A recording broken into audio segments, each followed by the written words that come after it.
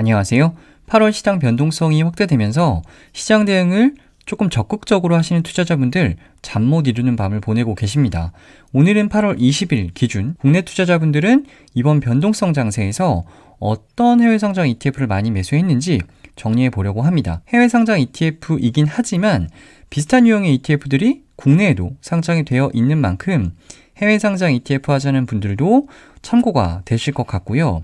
무엇보다 초보자분들은 나보다 투자 경험이 많은 사람들은 이런 변동성 장세에서 어떤 의사결정을 할까 궁금해하신 분들도 계실 것 같아요. 그런 분들에게도 오늘 보여드릴 자료가 나름 의미가 있는 자료가 될 것이라는 생각이 듭니다. 이미 알고 계시는 분도 계시겠지만 증권정보 포털에 들어가시면요. 한국인들이 특정 기간에 많이 매수한 혹은 특정 시점에 많이 보유한 해외 주식 상위 50개를 언제든지 조회를 하실 수가 있습니다.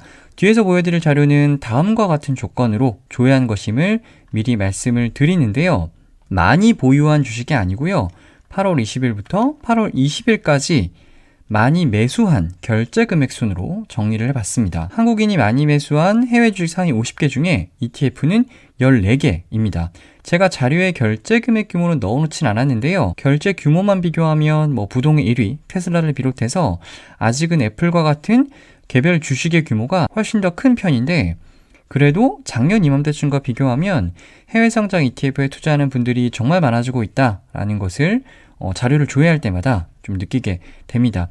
투자를 조금 하셨던 분들은 아마 여기 보이는 ETF들 이름만 보더라도 굉장히 반가운 이름들이 많이 보이실 겁니다. 지금 보고 계시는 14개의 ETF를 순위와 상관없이 종류별로 다시 정리를 해드리려고 합니다.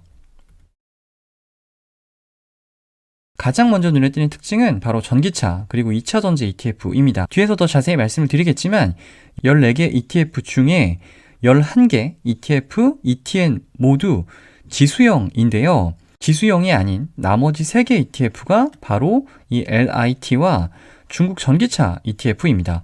한국인의 2차 전지 사랑을 여기서도 확인할 수가 있죠.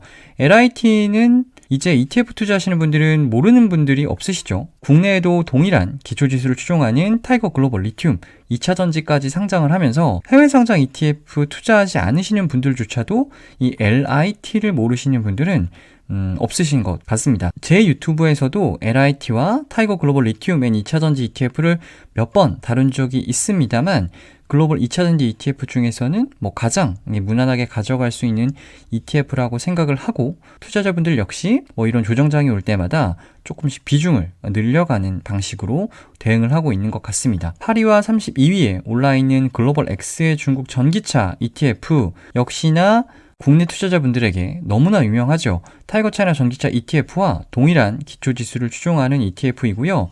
홍콩에 상장되어 있습니다. 통화에 따라서 두 가지 버전으로 나뉘어져 있긴 하나 실질적으로 동일한 ETF라고 보시면 됩니다. 개인적으로는 어려운 시장일수록 복잡하게 생각할 필요 없이요. 기본에 충실하는 게 가장 좋은 방법인 것 같은데요. 나스닥 100 지수를 추종하는 QQQ 그리고 S&P 500을 추종하는 스파이를 이번 조정장에서 비중을 확대하시는 분들도 계십니다. 주식시장이 좀 불안해 보인다라고 하시면 포트폴리오의 현금 비중을 늘려가시는 것이 괜찮은 방법 중에 하나인데 또 뭐부터 팔아야 할까라는 두 번째 고민 앞에 또 부딪히게 되죠. 개인적으로는 테마 ETF들을 먼저 파시고요. S&P 500이나 나스닥 100 같이 뭔가 포트폴리오에서 코어로 가져갈 만한 ETF들은 팔지 마시고 오히려 조정 시에 이렇게 좀 비중을 늘려가는 방향으로 대응하시는 게 맞다고 생각을 합니다. 여기서부터는 이제 초보자분들은 구경만 하셔야 하는 영역입니다. 과거 예능 프로 보시면 위험한 장면 막 나오잖아요. 차력사들이 나온다거나 하는 그런 장면에서 어린이들은 따라하지 마세요. 이런 경고 문구가 나오는데 지금부터는 딱 그런 영역이라고 보시면 돼요. 나는 야수의 심장을 가졌다. 혹은 홀짝 게임에서 약 80% 이상의 승률을 보이는 홀짝의 신이다. 그런 분들이 아니라면 괜히 손댔다가는 정말 잠 못 이루는 나날의 연속을 보낼 가능성이 큽니다. 14개 ETF 중에 무려 6개의 ETF가 레버리지 ETF입니다. 국내에서는 투자자 보호를 명분으로 세배 레버리지 ETF 자체를 금융당국에서 상장을 허락하지를 않고 있는 것을 알고 있는데요. 투자에는 국경이 없죠. 한국에서 허락을 안 해주니까 이렇게 다들 떠납니다. 간밤에 미국에 가서 이렇게 세배 레버리지 마음껏 매수하고 있는 게 지금 한국의 투자자분들의 모습입니다.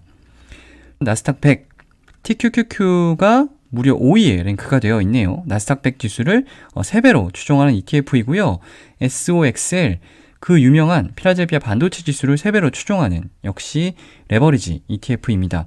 FNGU는 팡플러스 지수 3배로 추종하는 레버리지 ETF입니다. 중국 빅테크 기업들 때문에 노이즈가 있는 지수이긴 합니다만 역시나 떨어졌다가 올라가는 국면에서는 그런 종목들도 같이 올라갈 수 있다라는 기대감 때문인지 많이들 매수를 하셨습니다.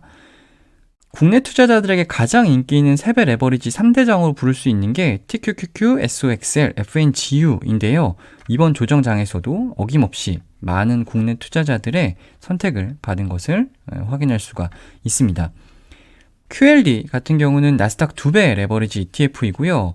NRGU와 LABU는 거의 레버리지의 끝이라고 보시면 됩니다. 에너지와 바이오테크 기업들이 변동성이 큽니다. 기초지수 자체의 변동성이 큰데 그 변동성이 큰 기초지수를 3배로 추종하는 레버리지 ETF니까 정말 변동성이 큰 레버리지라고 보시면 됩니다. NRGU는요, 미국의 원유 관련 기업 10개로 구성된 지수를 3배로 추종하는 ETN이고요. LABU는 S&P 바이오텍 지수를 3배로 추종하는 레버리지 ETF입니다. 상승장에 베팅하시는 분들이 계시다면 하락장에 베팅하시는 분들도 계시죠. 앞에서 소개해드린 3배 레버리지 ETF는 그래도 나중에 투자의 경험이 조금 쌓이면 건드려 볼 만한 ETF들이라고는 생각을 하는데요. 여기서 정리해드릴 3개 ETF는 쳐다도 보지 마시라고 다시 한번 좀 강조를 드리고 싶습니다. 지난번 영상에서도 말씀을 드렸지만 하락장에서까지 수익을 내겠다라는 것은 정말 욕심인 것 같고요. 시장이 빠질 게 너무너무 두렵다라고 하시면 그냥 현금 비중을 늘리는 게 가장 좋습니다. 물론 포트폴리오 차원에서 전략적으로 인버스를 사용하시는 분들도 계신데요. 하락장을 3배로 추종하는 인버스 ETF를 산다? 이거는 어떤 헤지 차원의 목적이 아니라 명백한 방향성 베팅이죠. SQQQ는 TQQQ의 반대입니다. 나스닥 100 지수의 인버스 ETF이고 SOSX는 필라델피아 반도체 지수를 반대로 3배 추종하는 ETF입니다. SOXL의 그 반대 버전이라고 보시면 되겠죠. SOXS 사신 분들은 어떤 생각으로 이 ETF를 사셨는지는 모르겠습니다만 개인적으로는 굉장히 위험한 판단이 아닌가라는 생각은 들고요. 아마 반도체 업황 우려 이런 뉴스들 보시고 이 ETF를 사신 것 같은데 반도체 업황이 꺾인다라는 거는 실제로 꺾일지 모르겠습니다만 꺾인다라는 거는 메모리 반도체 이야기지 비메모리와는 아무 상관이 없는 뉴스입니다. 그런데 필라델피아 반도체 지수는요. 종목 구성이 메모리 반도체가 2, 비메모리 반도체가 8이에요. 그러니까 메모리 반도체 업황 관련된 부정적 뉴스를 보시고 이제 반도체 ETF가 안 좋겠구나 라는 판단을 바탕으로 SOXS에 베팅하신 분이라면 굉장히 잘못된 판단이다 라는 말씀을 조금 드리고 싶고요. 개인적으로는 역방에 투자하는 것을 상당히 조금 리스크가 있는 의사결정이라고 생각을 하는데 특히나 필라델피아 반도체 지수의 역방향에 투자를 한다? 굉장히 좀 무모한 선택이 아닌가라는 생각은 듭니다. 이 UVXY는 처음 들어보신 분들 있으실 텐데요. 변동성 지수라고 불리는 빅스 선물을 1.5배로 추종하는 ETF입니다. 그러니까 빅스 선물 지수가 1이 올라가면 UVXY는 1.5배가 오르는 ETF인 것인데요. 인버스 ETF보다 더 전략적으로 활용하기가 굉장히 어려운 ETF입니다. 간단한 설명을 드리기보다는 그냥 존재 자체를 잃어버리라는 좀 당부의 말씀을 드리고 싶은 ETF입니다. ETF 읽어주는 남자, 오늘은 여기까지입니다.